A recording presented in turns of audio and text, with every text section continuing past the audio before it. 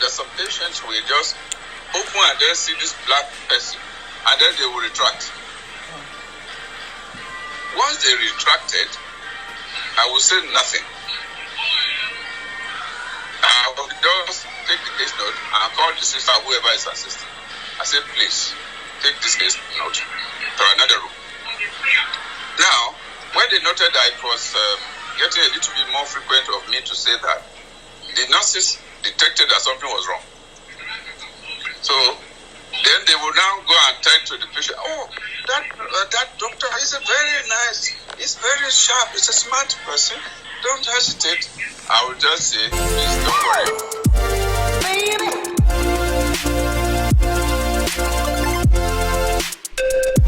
Hello everybody, welcome back to my channel. It's That Proud Black Woman again, and I'm so happy that I'm here today because you know how I promised you that the last time that I was going to try to get my daddy to say his own part of the story. Guess what? This weekend I finally got him. Like I don't think I got him to talk, but I was having a Skype call with him and he just decided to tell me his story. So I was like, hold on daddy, hold on. So I picked up my phone and I started recording. So in this video you're not going to see his face or anything because I covered it up, but you're gonna get to see to hear his own version of what I said earlier in my other video. I'm going to put the link right here.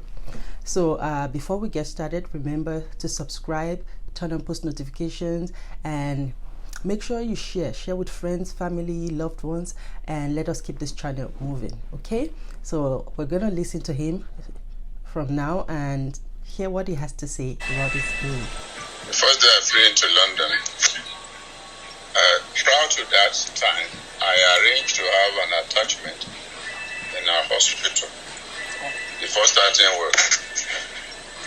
And then I came in early in the morning, about 5:30 a.m., only to be delayed at the airport on the premises that they want to hear from the hospital that they were expecting me. I told every paper, yet they sent me to special search. Yeah, it means they had to search every bit of thing that I had. And then I was delayed. I was the only person delayed. And that was 1990 December. Okay. In the middle of winter, when I have never tasted winter before. So all the arrangement that was made to pick me up at the Heathrow airport failed because they didn't see me. So when they said I have to wait till 9 a.m. for the hospitals to resume. Wow. For them to link up with the hospital to get a clearance, whether I should enter or not. So I had no choice, I stayed there. So in this, what it was trying to explain, at first you might not see the discrimination at the beginning, but if you stay tuned to listen to what he has to say, you would understand where it's coming from. But because he said it was a doctor coming in to work, they didn't believe that he could be a doctor. Even though he gave them his papers and everything, they still didn't believe. Are you sure a black person working at that prestigious hospital or something like that? So instead they made him wait, knowing fully well that this man doesn't have like any other arrangement, or like he's made all the arrangements, taxi and everything to come pick him up, and he's new to the country. That didn't make any sense to them anyway, and they didn't provide any alternative transportation or anything for him to get back. Just keep listening and you get the gist of it. Okay, let me play it again. I gave them some names, but because the names were also Nigerians, they refused to contact them. On the long run, I thought quickly. After some time, I thought quickly, and then remembered that I had a professor who was my boss with an English name, who retired and he was in UK. He also knew I was coming. So I now gave them that name. The name was Martinson. So Martinson does not suggest a black name. Yeah. So now they now call that man. But because he knew I was coming. He's an old man. At that time, he was about 80. So he picked up early in the morning and said, "Oh, yeah, I know about his coming, and that he has reason to come. But So I'm going to link another video here where I talked about your name suggesting that you're black and that being like a stumbling block in your career or in you getting a job. These things are real. It's not something that was made up. It's not something that is an hypothesis. It's tested and trusted. We know that, like, sometimes when your name sounds really black, that will already from your resume would like stop you from getting a good job. And that's what he's trying to explain. He gave them a couple of names of references that they could call, but because their name suggested that they were black, they didn't take the name from him. You can see where the discrimination comes from, because it's normal to stop people. It's normal to stop people at the airport. They're doing their job. But then when people supply you with names of their references and you don't take them just because they're black until they give you a name that sounds English, then that's where the discrimination begins to come in. Just keep listening. You'll get the point. He just talked quickly. Well, I don't know what is delaying, but maybe I myself would have needed to contact the hospital directly by myself. So it shouldn't be a problem. It was only on that basis they released me. When they released me, I was just released into the open air. I had nowhere to go. I didn't know what direction. All the arrangement I made had failed. I had collapsed. So I now had to face the odd of tracking myself out in a city I've never been before, with all different attitudes, different whatever.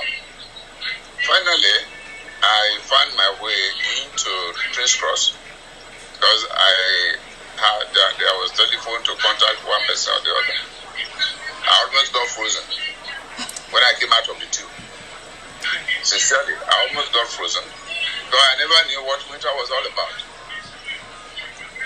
Thank God, before my whole leg became frozen, the person who asked me to come over to King's Cross had been moving around to see me. And I didn't know that King's Cross had more than 1, 2, or 3 holes to come out from. You know what I mean? Yeah. The tube. So eventually, I was lucky. He got me. I pulled me into the car. That was the first experience which I tested. Now, after arriving in the UK, I now refused to go. This time around, I was fully trained. I was a specialist.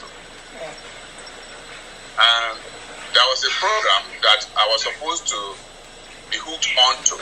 That program is called Overseas Doctors Training Scheme, which was supposed to be a program to help less developed countries to get exposed to what they do.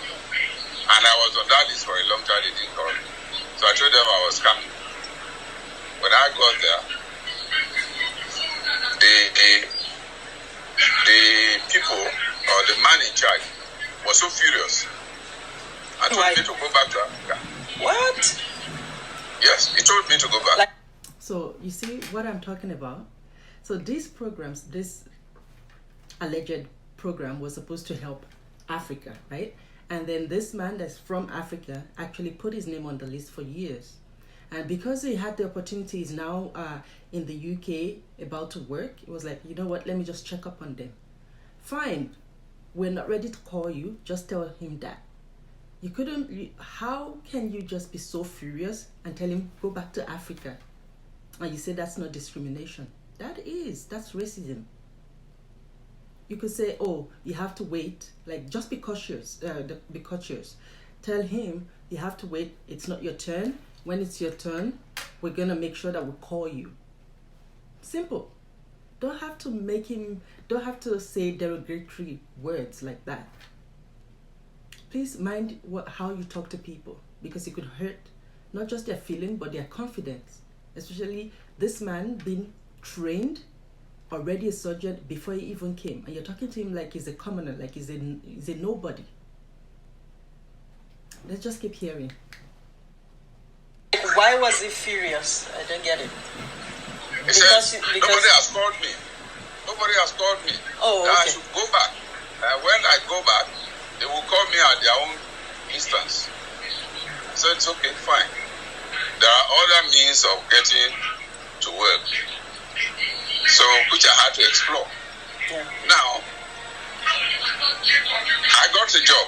They said I should go and get a job. I got a senior job, and I needed to register with medical council.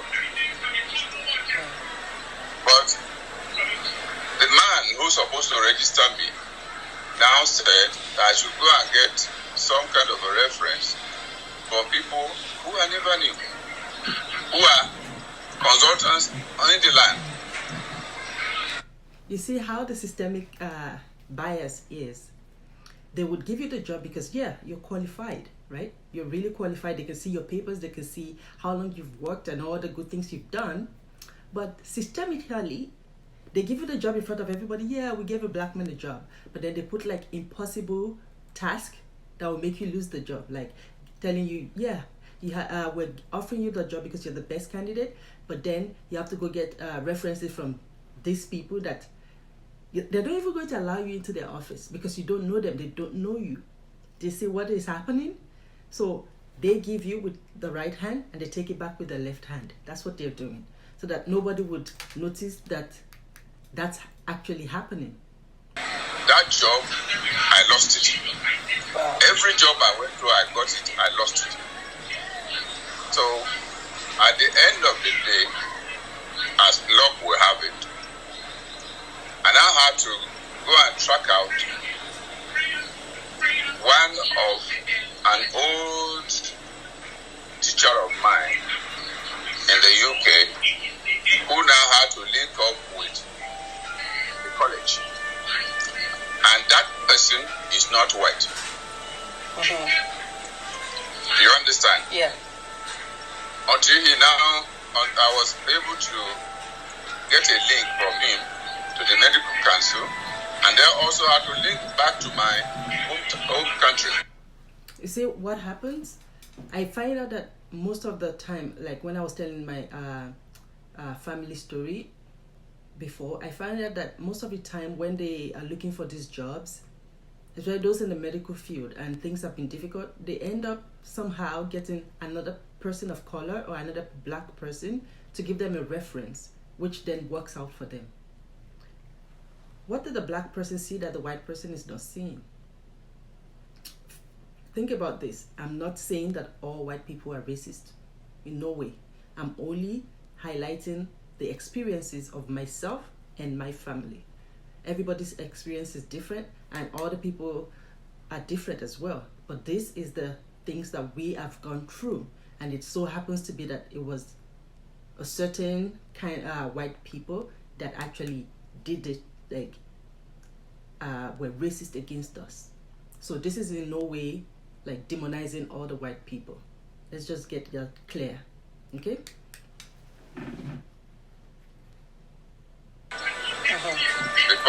Before I could be registered, why they wanted me to go and do an exam, which I had gone beyond many years behind. That exam is called BLAP, and I told them I'm not for BLAP, and I have gone beyond BLAP. The BLAP is meant for people who have just graduated from medical school and wants to get registered with the medical council. I was a specialist. You still wanted me to go and do a BLAP, an exam that I have gone beyond that for more than 15 years, if not 20 years. So eventually I succeeded in getting the registration done before I started. But the problem is, each time I applied for a job, I was the one that will be given the job, no matter how many people give. And most of the time, I was the only black. that looked like it was not discriminatory. All it meant was that I was at least double experienced, double qualified, double able to do what they wanted me to do before I quit. You understand? Yeah. So that was what I coped with for some time. And for example, the second place I worked, I found out that they were underpaying me. First of all, they gave me a junior job, which I had to do. You see, what's up with that? Why is it that when people are working, they're working equal amount or maybe higher than the other? Why is it that the color of their skin determines how much they get paid? Why is that? It's not fair, especially this person that has been working for more than 15, 20 years as a specialist, a medical doctor, like a surgeon, and now you're giving him peanuts.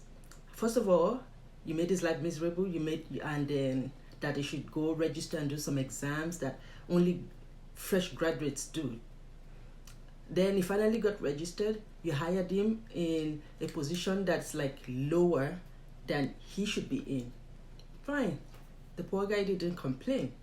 But then you decided now to pay him even less than what all his colleagues are getting. It's ridiculous.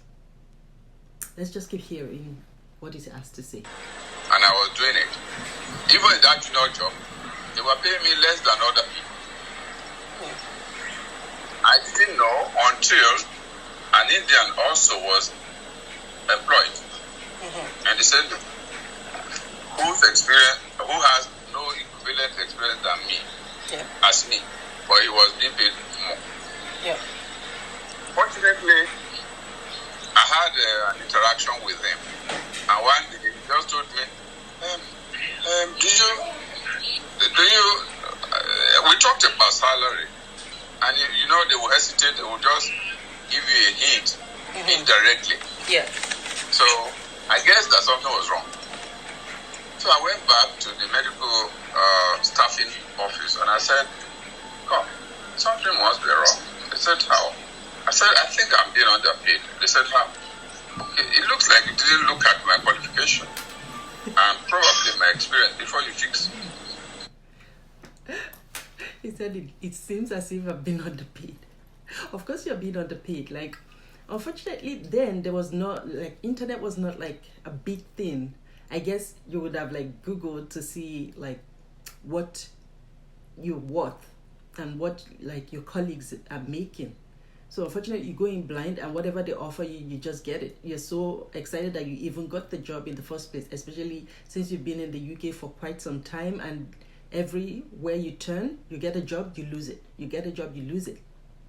So this time that he got a job, he didn't even bother to find out if that's how much he was supposed to be paid. All he knew was that the job was below his level, but he never knew he was even getting paid less than those juniors. Wow. Let's keep watching. My salary.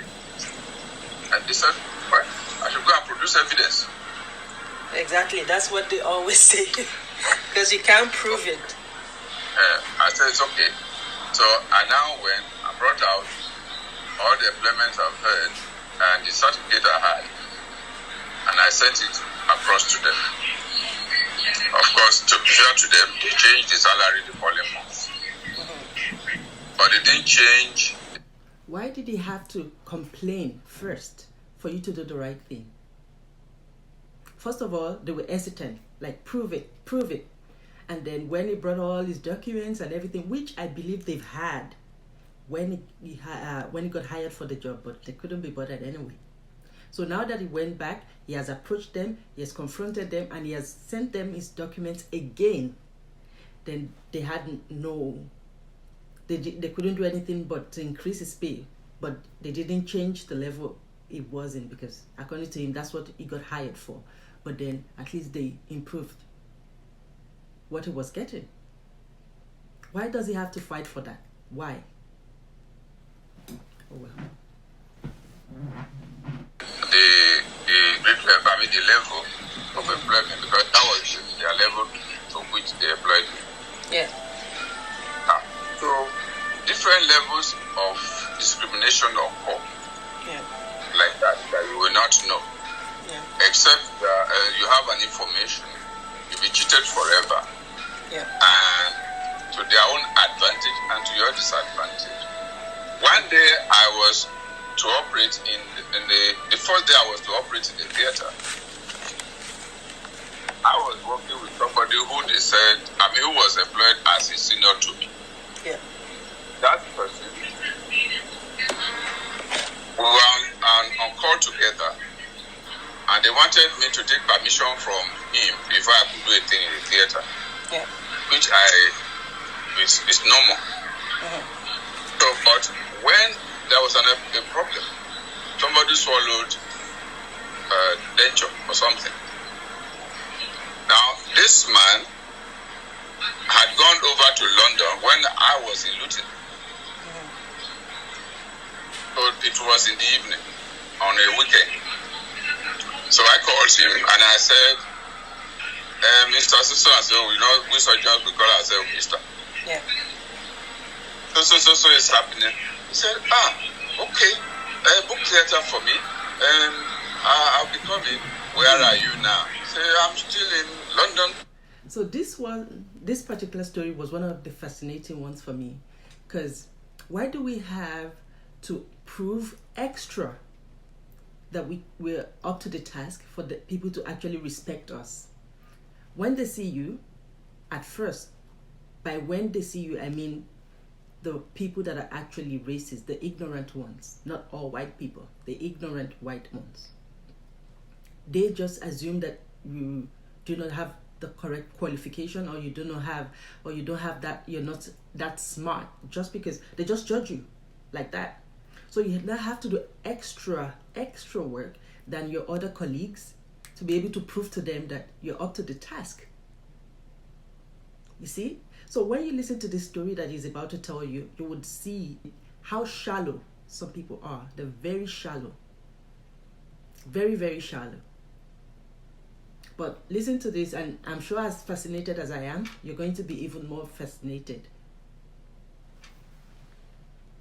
I'll take the next, is this coach now or something? I said, do you mind if I do it? He said, is that? He was shocked. You understand? Yeah. I said, well, if you don't mind, I will do it. Okay. Apparently, he must have been held down for something, and he knew that to get down to Luton, it takes some time. Yeah. So he fearfully accepted. Reluctantly. Yeah. So when I booked the case, and then the anesthetist came, and they put the patient to sleep, and they scrub nurse. They are all white except me. Yeah. When I entered the theater and I was scrubbing, it was everybody looking at each other. Who is this? You know, that kind of look. Yeah. So I changed as a surgeon, and I came into the main theater, arranging with the instruments already arranged. The nurse now hesitated. The nurse that was supposed to assist me hesitated and pretended, we are waiting for Mr. So-and-so. So he'll soon be here. I said, is that? Okay, it's all right. That's also like an issue. Like, you don't have to pretend. If you see somebody coming into the theater and has been working at that hospital for quite some time, you should, like, why do you doubt his abilities? Why do you doubt it? It wouldn't have been hired if they felt that he couldn't do his job. It wouldn't have been hired. This man is a surgeon, has a lot of experience, years of experience. So why didn't you give him the benefit of a doubt? Why don't you give him the benefit of a doubt? Let's just you see how this ended. It actually ended in his favor. He indirectly left the instrument with me and walked into the scrub room, expecting me to wait for her, and then she would delay for that man to come. I just grabbed my instrument, went ahead. It was an endoscopy. I didn't really need assistance because I've done it many, many times before. And before you call diachrobist, I've removed the denture. So I just put the thing down. Every other staff, we are looking at each other. What kind of magic is this one? So when she now came out from the scrub room, that's the nurse that's supposed to assist me. Yeah. He made the instrument, he made the denture, everything was out. I said, what? I said, what is it? He said, if this is how you are, please come again. This is somebody who never wanted. So you needed to prove yourself worthy before they can respect. So, if I didn't prove myself that way, I would still need to have been trodden upon a number of times, believing that I don't know anything. I've come to just learn from my juniors. You understand? Yes. Other discrimination measures, for example, a few times I had to refuse to see patient because patient refused to see me. Show the signs of. I'm sorry, spoiler alert. But, why would you go to a hospital and you see, because the doctor is black, you refuse to see them? It means whatever is affecting you, it's not like you're not sick enough. If you're very sick, you don't care what color the doctor is, you're going to let him attend to you and you're going to feel better. But if you still say, oh, this person is black, this person is white, this person, I don't want them to touch me. Well, I guess you ain't sick enough. You aren't sick enough. Listen to this story, and I've listened to it twice after he told me that, and it gives me goosebumps just thinking about it and thinking that since then, we're talking about 1991, 1990, and things have not changed much, only that it's been more systemic now than it was 30 years ago, right? Listen to it and you'll be intrigued as well. Disgust to see me. Yeah. Patients are timed. Every 15 minutes. Yeah. There are 2 patients that are supposed to report. And there will be about 2 or 3 doctors. So they just distribute the patients into the consulting rooms as they come. Yeah.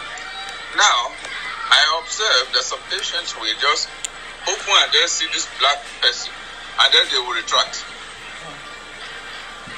Once they retracted, I will say nothing. I will just take the case note and call the sister, whoever is assisting. I say, please, take this case note to another room. Now, when they noted that it was getting a little bit more frequent of me to say that, the nurses detected that something was wrong. So then they will now go and tell to the patient, oh, that doctor is a very nice, he's very sharp, he's a smart person. Don't hesitate. I will just say, please don't worry. Don't forget that these same nurses, he had to prove himself to them first. And now they're the ones trying to prove his worth to other patients. So it's it's a never-ending battle. You had to prove yourself to the hospital to get hired. You had to prove yourself to the doctors, other surgeons that are even has lesser experience than you, and then you have to prove to the nurses. And now, after going through all those hurdles, now you still have to prove yourself to the patient. Because of what point is it if you're there in the hospital and nobody wants to see you? It blows my mind. It just does. It blows my mind. She doesn't want to see me. Let me see whoever wants to see me. You understand? So even if you just hesitated and then you came again, I'll just say, please, you don't want to see me, do you? Oh, I won't. If you want to see me, sit down. If you don't, you have the right to see another. I'm not the only person here. You have the right to see another doctor. If you are still hesitating, I'll just say, I'm sorry. Please, just pardon me. Please see my colleague. And those my colleagues that they will see are of less experience than me, but they are not black. Yeah. So what I'm saying is that this discrimination has been on in different levels and different colors over the years. Yeah. But everybody's bit of it is what comes to him or her.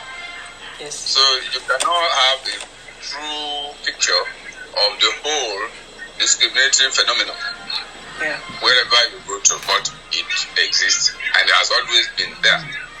I don't know whether it's still going to clear one day, but that is it. Yeah. So I'm going to stop this video right here because we had like a long conversation. So I'm going to make a part 2. So if you want to know how this story actually ends, come back for part 2. So once I post this, I'm going to try to post the second one because right now it's nighttime and I'm also going to sleep. So when I have the time again, I'm going to do a reaction to the rest of it. And I hope you come back to watch the part 2. Remember to subscribe, like, share, comment, and encourage those that you share with also to subscribe. Okay, turn on your post notifications because that's how you're gonna get notified every time I post awesome videos like this, to educate other people, to educate you guys, to make you see that a lot of people have different experiences, and just because some other people don't have the same experience don't mean that you should like ignore the experiences of those of us that actually did go through that. Okay, so acknowledge our pain, acknowledge our experiences, and try to see the way where how you can help. Disclaimer again, I never said all white people are racist. It just so happens to be that the ignorant ones, we cross path with the ignorant ones that were racist against us, in my experience and the experience of my family members. Okay, remember, be nice to people, love others, and when you love others, it will come back at you. It will come back to you, and you also gonna get the same love that you put out there. Life is too short to hate based on people's color, based on people with other background. Life is too short. Enjoy your life. Love. See you next time. Bye. Mwah.